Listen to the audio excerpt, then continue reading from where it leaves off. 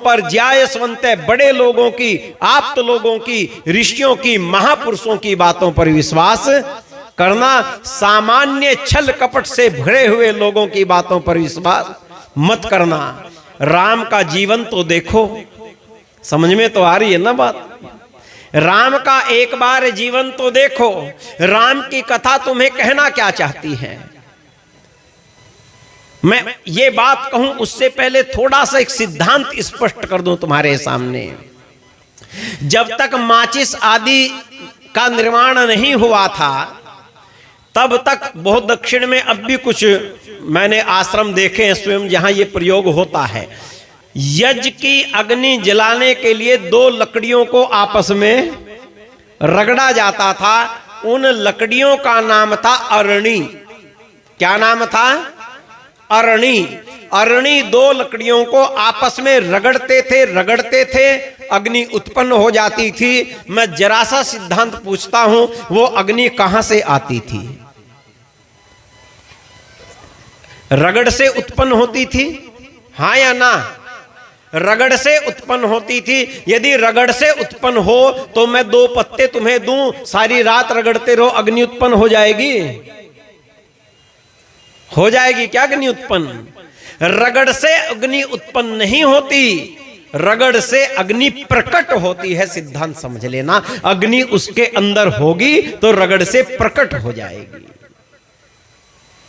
जैसे दो लकड़ियों के अंदर अग्नि समाहित है, कण कण में प्रविष्ट है, रगड़ने पर प्रकट होती है। और यदि ना रगड़े तब भी अग्नि तो उन लकड़ियों में है, परंतु वो अग्नि उन लकड़ियों में है। उन लकड़ियों को पास रखे सर्दी में उनके पास बैठने से तुम्हारी ठंड दूर नहीं होगी, तुम्हारी सर्दी दूर नहीं होगी। उन लकड़ियों के ऊपर एक बर्तन में दूध रख देने से दूध गर्म नहीं होगा। अग्नि तो है, वो तुम्हारे काम आएगी तब जब रगड़ के उसको बाहर ले आओगे, उसे प्रकट कर लोगे।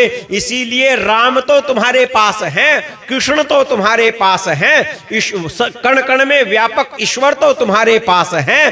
परंतु जब तक राम के चित्र को देख देख कर, राम की मूर्ति के, राम के चित्र को देख देख कर अपनी मन बुद्धि को उसके चरित्र के साथ रगड़ोगे नहीं, तब तक राम के चरित्र की अग्नि निकलकर तुम्हारे घर को अयोध्या नहीं बना पाएगी।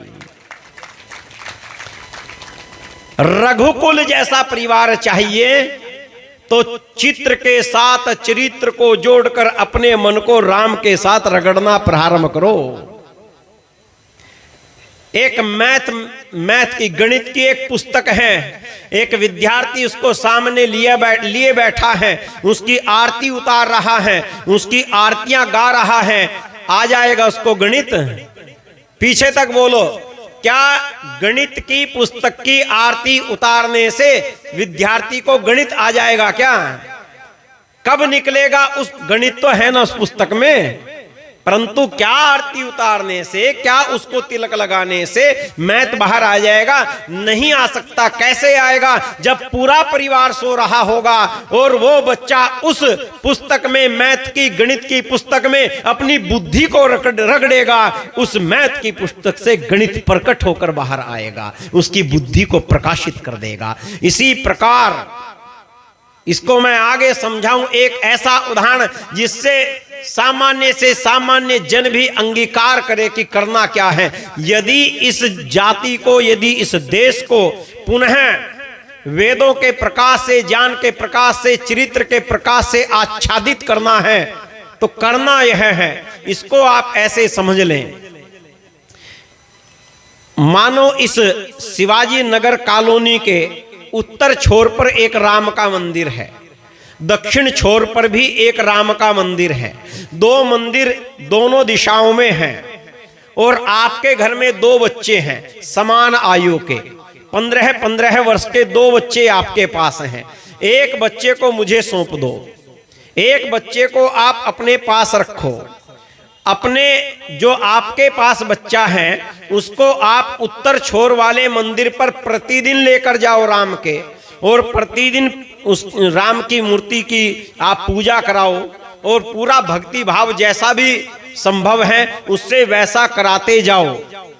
और मैं दूसरे बच्चे को लेकर दक्षिण छोर के मंदिर पर प्रतिदिन जाऊंगा। आप भी प्रतिदिन जाओगे 1 वर्ष तक, मैं भी प्रतिदिन जाऊंगा। मैं उससे पूजा पाठ की अपेक्षा रामायण साथ लेके जाऊंगा और उससे दिखा दिखा कर प्रतिदिन कहूंगा, बेटे ये जो सामने बैठे हैं ना भगवान राम, जानता है ये कौन है? और रामायण, वाल्मीकि रामायण का एक एक श्लोक बोलकर बताऊंगा, बेटे ये वे राम हैं जिसने पिता के सम्मान के लिए महलों को ठोकर मारकर जंगल का रास्ता पकड़ा था। ये वो राम है जिसने घर की मर्यादा, घर की चरित्र की रक्षा के लिए रावण जैसे दुर्दांत का जाकर गला पकड़ लिया था। ये वो राम है जिसने भाई के प्रेम के लिए, जिन भाइयों में इतना प्रेम था, जिनके प्रेम के बीच में धन दब घुट कर दम तोड़ रहा था, धन उनका दम नहीं तोड़ पाया, अपना दम तोड़कर चला गया। मैं 1 वर्ष तक राम के एक एक चारित्रिक गुण को उसके अंदर पिरोता चला जाऊं, पूरी राम का चरित्र उसके सामने उघाड़ कर रख दूं, उसके अंतर मन तक बिछा दूं।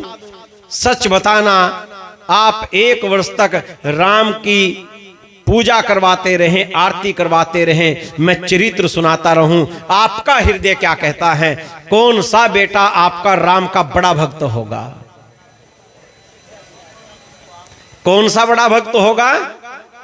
जिसको चरित्र सुनाया जाएगा, जिसको राम के बारे में बताया जाएगा।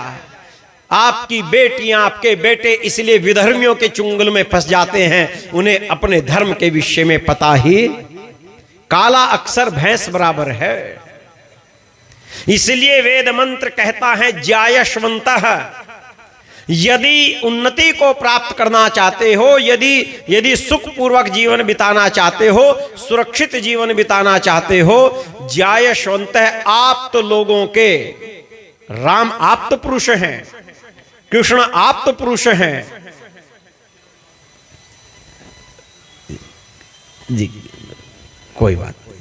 कृष्ण आप्त पुरुष हैं, दयानंद आप्त पुरुष हैं, ऋषि मुनि आप्त पुरुष हैं। उनके वचनों को बिना किसी संकोच के मानना प्रारंभ कर दो। तो पहले